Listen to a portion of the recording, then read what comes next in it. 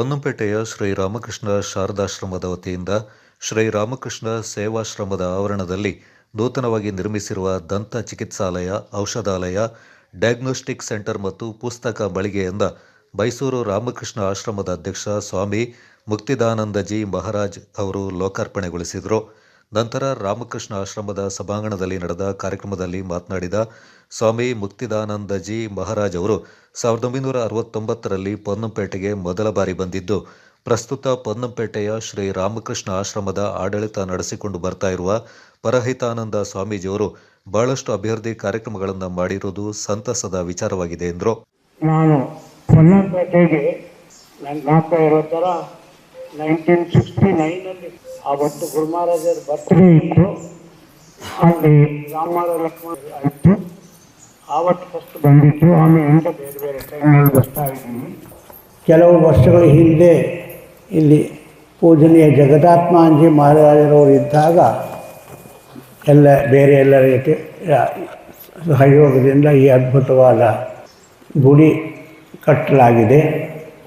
ಹೀಗೆ ಬೇರೆ ಬೇರೆ ಟೈಮ್ನಲ್ಲಿ ಆಗ್ತಾ ಇರುತ್ತೆ.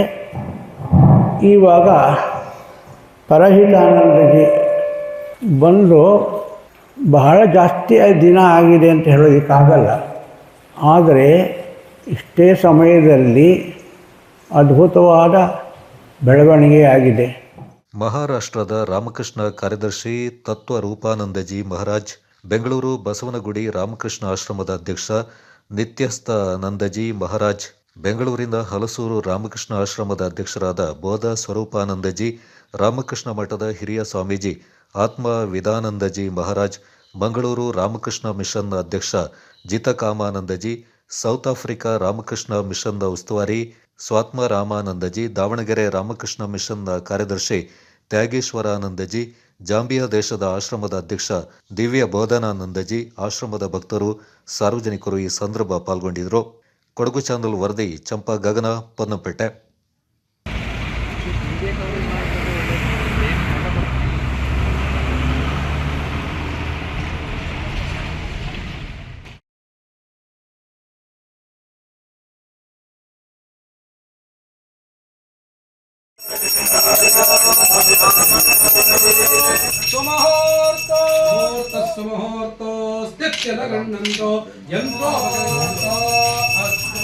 ಅಂಗವಾಗಿ ಇದೆಲ್ಲ ನಡೀತಿದೆ. ಈ ವರ್ಷ ನಿಮಗೆಲ್ಲ ಗೊತ್ತು, ಈ ಶತಮಾನೋತ್ಸವ ಶೀಘ್ರದಲ್ಲೇ ಸ್ವಲ್ಪ ವರ್ಷದಲ್ಲಿ ಇದನ್ನು ಆರಂಭ ಮಾಡ್ತಾಯಿದ್ದಾರೆ. ಇಲ್ಲಿ ಈ ಒಂದು ಅಂಗವಾಗಿ ಇಂದಿನ ಕೆಲವೊಂದು ಸೇವಾ ಕಾರ್ಯಗಳ ಉದ್ಘಾಟನೆ, ಅದು ಲೋಕಾರ್ಪಣೆ ಆಯಿತು. ನಮ್ಮ ಜೊತೆಯಲ್ಲಿ ಸ್ವಾಮಿ ಆತ್ಮವಿದಾನಂದಜಿ ಈ ಸೇವಾ ಕಾರ್ಯದ ವಿಸ್ತರಣೆ ಈ ಪೊನ್ನಂಪೇಟೆ ಆಶ್ರಮದಲ್ಲಿ ನಡೆದಿದೆ.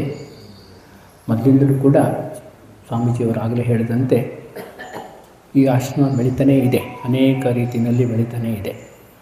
ಅದಕ್ಕೆ ಇನ್ನಷ್ಟು ಒತ್ತನ್ನು ಕೊಡ್ತಾ ಪರಹಿತಾನಂದಜಿಯವರು ಅನೇಕ ರೀತಿಯ